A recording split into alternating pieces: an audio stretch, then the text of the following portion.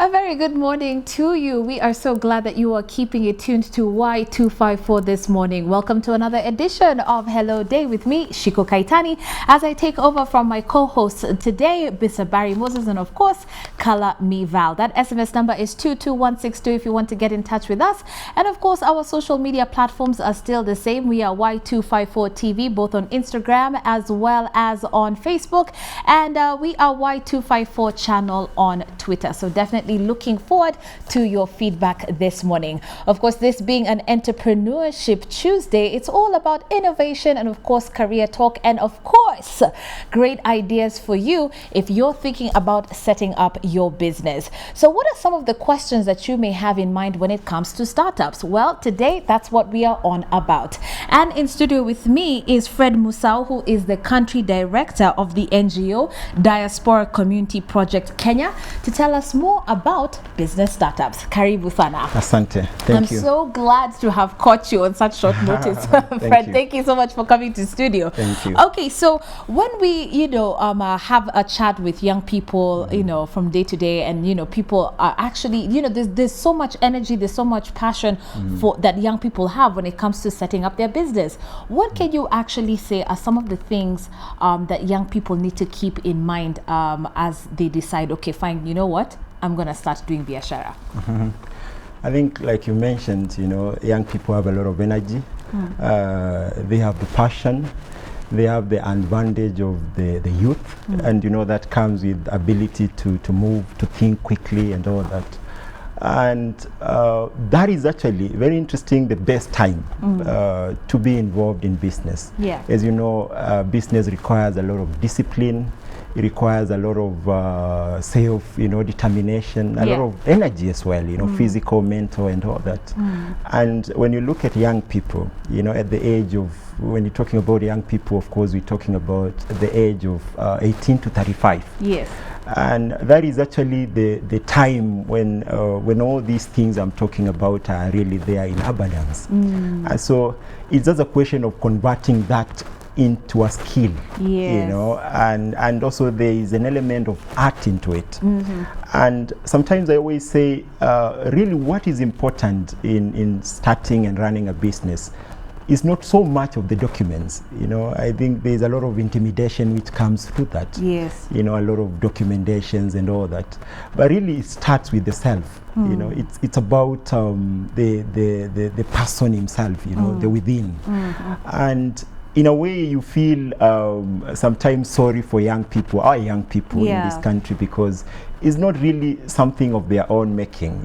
They have this, but then we also have an education system which is really designed, for really working or for creating employment and all that. Yeah. And so when you ask anyone, every young person, will always tell you that I'm looking for a job. Yes. And all that. So there is really that, and then there is also not really going within themselves and finding out, bringing out those innate qualities which go along with running a business. Yes. It needs a lot of discipline, a lot of commitment, and that is really what like my organization really does, to bring them out. So it's really so much about preparing the self and a paradigm shift, from just thinking that I can only get money or I can only get livelihood out of employment. Okay. All right. So I like the fact that you actually brought out that this is the right time. And let's expound more on that just a little bit before we get into some of the frequently asked questions that we get. Today it's not even about my questions. It literally is the questions of people who want to set up a business. And so we're going to fire some of those questions to you. That's okay. But when you talk about young people being intimidated, is it really that they feel that, by the way, I don't have the knowledge, I don't have the know-how when they come to you? First of all, of course, they really don't. When you're talking about young people, they are just teens, or young boys and girls who've just reached the age of 18, 19, 20. So they don't have benefit of experience. actually everything is intimidating for them, not just business, you know, the real world issues. Yeah. And so they need to be prepared, you know, there is no doubt about it. So intimidation has to be there, of course, but it's how quickly, you know, they adapt and conquer that, you know, and that is why preparation is very important. And of course, this preparation starts from individual kind of level. And so it's not something which I can say can be avoided. Of course, you learn through that, you know, personal development. And there's a lot of self-leadership management skills which are needed. But really, the beauty about it is that we have in information age, and there's a lot of all this information in the social media, online platforms and all that. So the only thing I think I would urge a lot of young people is to research, you know, and as you gain more skills and as you learn more, then the confidence comes. Then you're able to face, you know, these challenges and these intimidation. Right. Okay. All right. So let's get into some of the questions that were sent to me ahead of this particular interview. And Fred, maybe you can tell us. One question is, should I form my company as a corporation, a partnership, or sole proprietorship if I'm a business startup? That's a really good question. That's a good question, yes. Of course, all those options are viable, but I think it's good to start as a group, you know, for young people. I would really recommend that. A lot of research shows that, you know, when you have young people teaming up or working as a group, and at a group I mean a partnership, can be a partnership, or can even be you know, a bigger, sometimes like some of the things we're fashioning out for young people is creation of groups, you know, self-help groups, and community-based organizations. And I suppose it helps you, you know, at least it reduces that that fear that one has going forward, because now you do it as a group. Exactly. So in our Kenyan experience and scenario, I would really urge young people to create groups. You know, when you have a group of 10 or 15, first of all, you gain confidence from each other. And then from there, you can form as many companies as you want. Because the whole process has actually been made lighter and efficient by the government.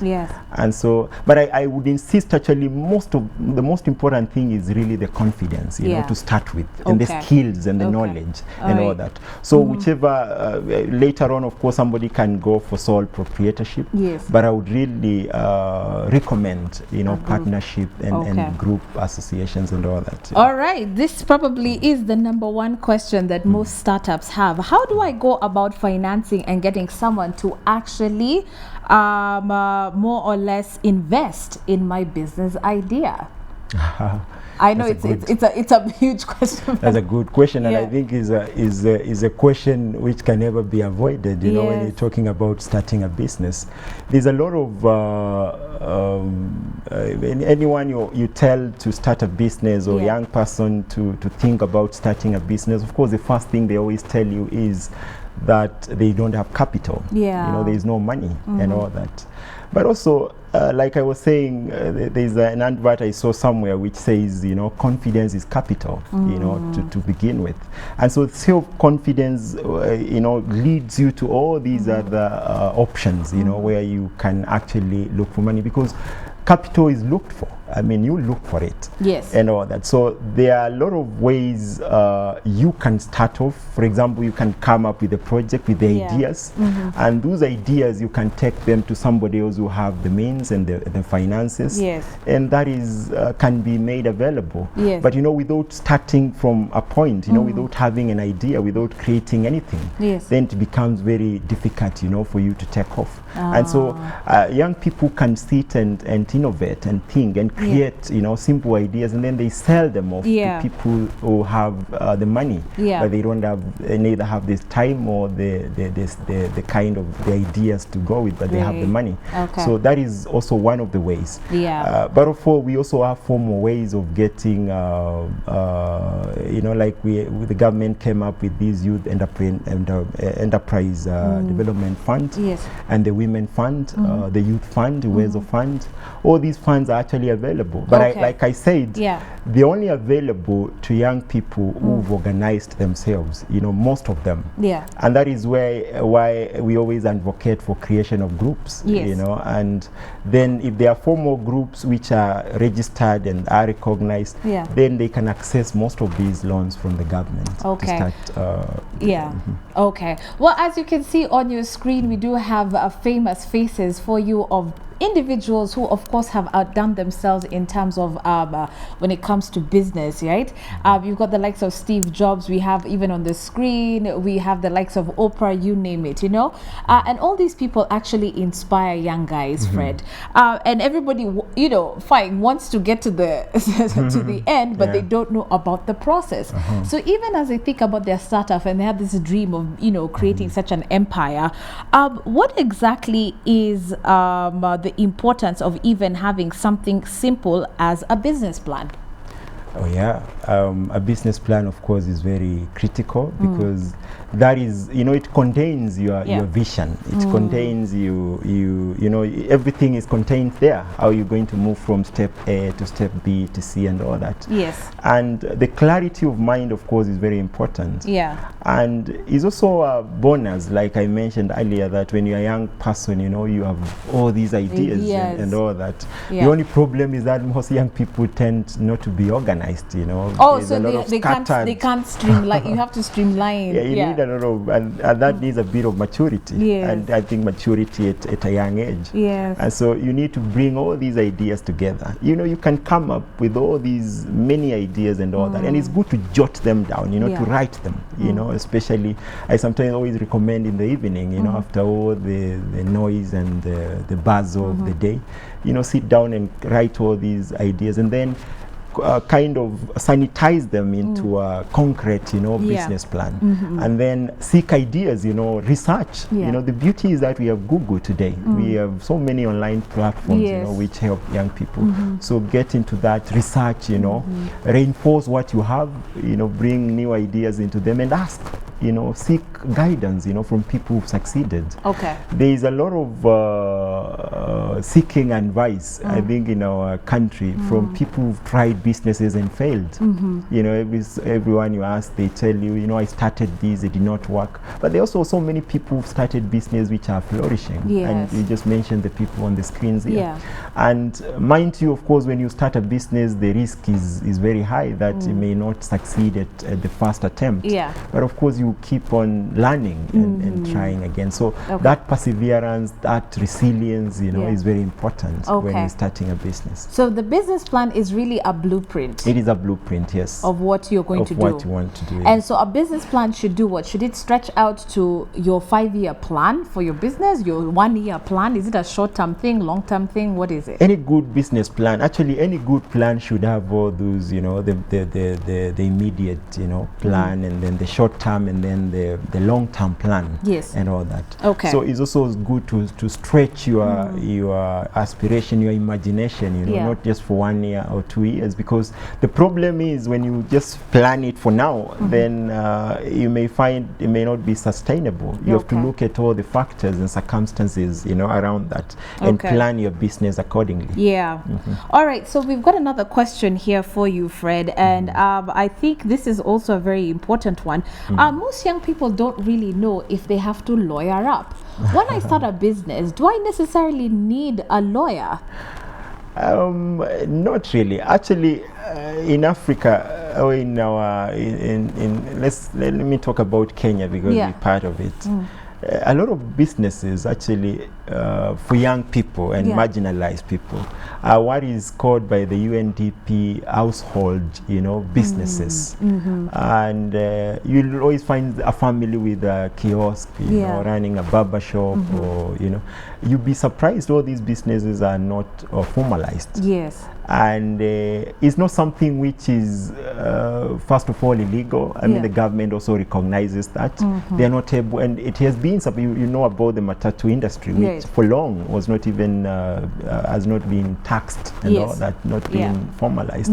And so these opportunities are there to support young people. So you don't really need to start by being too formal. You know, you can start your own barber shop. You can, as long as you get the necessary necessary permits from the local council, right. you know, and all that. Okay. Then you can start, and then you formalize as you move on. And I like that you've just brought up that word called permits. Yes. Let's talk about permits for a minute. How easy is it, by the way, to access these permits when you actually interact with young people after you're done training them, speaking to them or whatever, and they go out there? Tell us about that process briefly, if you can, about the kind of permits startups should actually be looking out for. Let me talk about also the registration, right. you know, of businesses and all that. I know this has come from the past, you know, mentality, you know, that because we've also come from that era where registering business was a process. It was a huge thing, and you waited and waited and waited, and after queuing, you go to Sharia house, you wait, you know, or you seek middlemen who have to pay a lot of money and all that. And so, fortunately, actually, all that is finished. It's finished. You know, at the comfort of your laptop or in a cyber cafe, you know, you can actually register a business through eCitizen. And this is through eCitizen. You just need to log on, you know, become eCitizen member. Of course, you log in, you register, and then you do a name search, and the name search takes a day. You log in, you look for a name. And you can Google. I think there's also something else coming up with the right name and all that. Yeah, but we'll talk about that in just a moment. Yeah, so you look for a name, and then you log in, and then the system is able to check, you know, if the name is registered or not. Yes. Then you go back the next day to your portal, eCitizen, and check. And if the name is there, then it is reserved for you for 30 days. Yes. And then you can start now the registration process. Now, before, when you are registering a company, you know, there is a limited private company, limited public company. There is the sole proprietorship and partnership. These are the forms of registrations which happen in our country. And so before you would need the bulk of, you know, articles of association, you know, memorandum of association, you know, stuff. But all that has actually been eased out. You know, you can just go to eCitizen. You upload, you know, the necessary documents, and within 2 weeks. And pay also online. By the way, just to put a pin on it, you know, there are a lot of things that people say is wrong about Kenya. We tend to complain about a lot of things going wrong in Kenya, but this is one thing I have to say I am extremely proud about our country for, because years ago, you had to pay as much as 8,000, 10,000 shillings for a name search. And you had to get a middleman to do it. Today, it's how much? Like what, 100 shillings? 150. 150 shillings. Can you imagine? So those, I mean, this is a milestone for Kenya. The Huduma centers, the e-centers. It's true. I mean, Huduma Center is one of the you know, the best things which has happened to this country. That's you know, true. by far. That's true. Opened up a lot of opportunities for young people. And made it, and also cheaper. And you know, before you used to pay 20,000 shillings to register a limited company. Now there is a flat rate of 10,650. You know, that's what you pay online. And that's like on the higher end if you want to actually go. No, I mean, that is now a limited company. Now, if you're just going to be sole proprietor. A sole proprietor partnership, you know, you only need 1,000 shillings, and that's it. You registered. Okay, so this is good news. This is hope for young people. All right, so when it comes to that, we've done with the registration. When it comes to permits, what would you advise even for young people who are going through that route, sole proprietorship or partnership? For permits is more or less the same, because once you registered, of course, you will have to subscribe, you know, to the you know, like the Nairobi County, you know, permits and all that. It depends on what kind of business you are doing. If you're doing, you know, a catering business, of course, there are relevant, appropriate permits for that. And really, that is not even difficult to do. Most of these, you know, like the Nairobi County have also, in line with what the national government is doing, they also made it easier for young people to be able to get these permits. And I think, and I should mention this, you know, there's a lot of also, I like using the word intimidation, because a lot of young people are intimidated by these, you know, formal things. You know, like you will find in a form, where is the location of your business? You know, you have to state, you know, the physical location and all that. And that, you know, for young urban people, they start thinking about getting a place and premises and all that. But what I would say is that you only need a physical name, you know, whether it's you can take a friend's business premises and all that, talk to that friend, and then use that location and put it there. Okay, and good I think idea. that is acceptable. I mean, it's just a hint, you know, for young people to really. So you need to combat these challenges as they come, you know, being very innovative, but not to run away from them. Great. And all that, because it's very easy to do that nowadays. All right. Okay, so my director tells me we don't have too much time, so let me just throw one more question at you, and then we'll wrap up with some final words. But I like this question, and for some reason it may sound silly, but this is a serious issue. One person actually asked, how can I come up with a great name for my business? By the way, it may sound silly, it may sound simple, but what tips do you give to young startups on how to find the perfect business name? Okay, I'll go back again to researching a lot, but also depending on what you're doing, you know, I think the name also has to have name is a brand, you know, it has a very big part in branding your company. So I would always recommend a catchy, you know, short name, which is not difficult for customers to memorize. You know, that you can Google. There are actually so many sites, and this is a hint to young people. I keep referring back to internet because we are in that age. You know, there are a lot of sites which give those opportunity. You research on the name. There are so many names you can find online, and keep it clean. And keep it clean. Yes, keep it of classy. course. Yeah, class. I mean, okay, as young people, we tend to just, you know, we'll use whatever pops up. But can a particular name actually, you know, affect how people perceive your business? Of course it can. Yeah. It can. And even, I mean, like we are in a country which is so much political, you know, in thinking. And don't go and put name, I mean, like NASA, Caterers, Jubilee. This is what I'm about to say.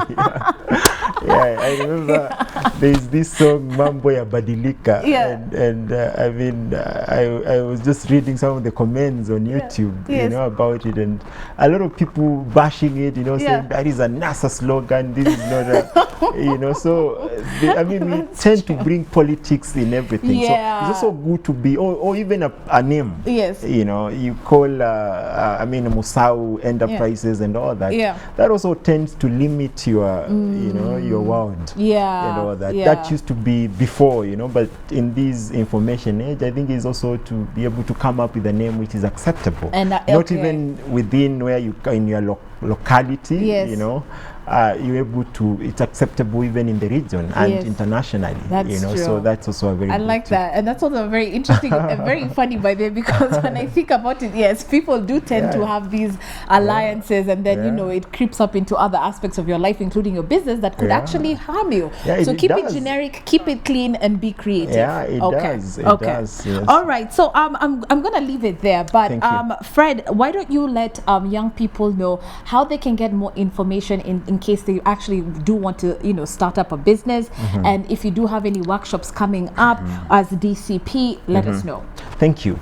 Now, of course, at DCP, we try to create a platform which makes it easier for young people and the marginalized, you know, to access all these opportunities and really to start a business. You know, we prepare them, and we also kind of impart all the skills and the training they need, you know, to do that. We have, you know, if you go into our website, I don't know if you can show it on the screen, which is DCP Kenya.org. We have a lot of courses, you know, on that, which sometimes we tailor make to suit certain groups. We encourage a lot of groups, you know, to be created, and we facilitate for that free of charge, of course.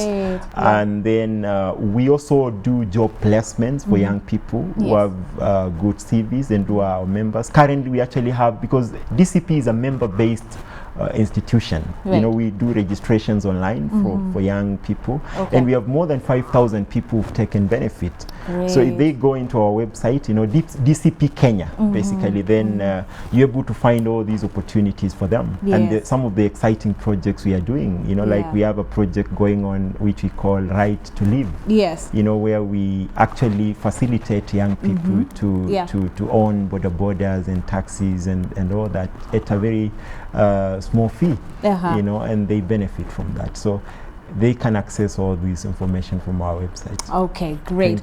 All right, a big thank you yet again to Fred Musau, who took time to actually speak to us this morning. He is the country director from the NGO Diaspora Community Projects Kenya. You can definitely catch a rerun of this particular interview on our Y254 YouTube page.